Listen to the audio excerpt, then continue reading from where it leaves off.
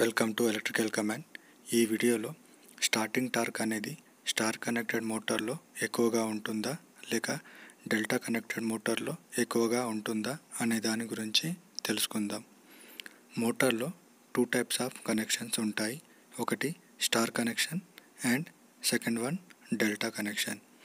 అంటే ఒక మోటార్ని మనం ఆపరేట్ చేయాలంటే ఆ మోటార్ని ఎయిదర్ స్టార్ కనెక్షన్లో కానీ లేదా డెల్టా కనెక్షన్లో కానీ కనెక్ట్ చేసి ఆపరేట్ చేయాలి.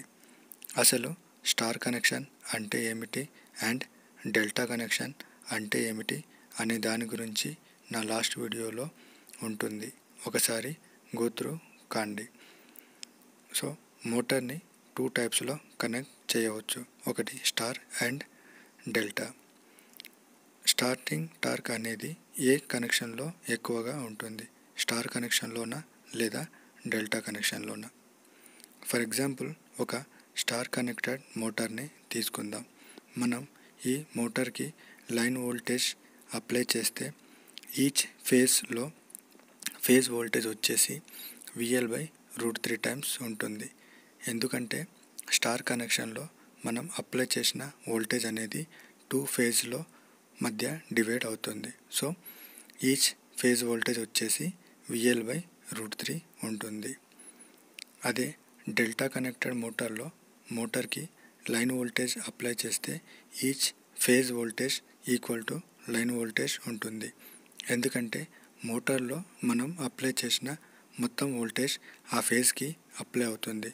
సో డెల్టా కనెక్షన్లో V phase is equal to VL. ఒక ఇండక్షన్ మోటార్ యొక్క starting torque formula T is equal to K into E2² R2/R2² plus X2². ఇక్కడ K and R2 and X2 అనేవి constant. So ఈ formula ప్రకారం starting torque T directly proportional to square of voltage ఉంటుంది. So star కనెక్షన్లో starting torque ఎంత ఉంటుంది? Star కనెక్షన్లో phase voltage equal to VL/√3.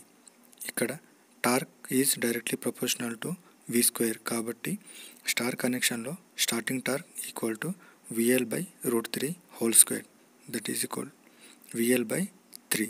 దీనిని ఈక్వేషన్ 1 అనుకుందాం. అదే డెల్టా కనెక్షన్లో స్టార్టింగ్ టార్క్ ఎంత ఉంటుంది?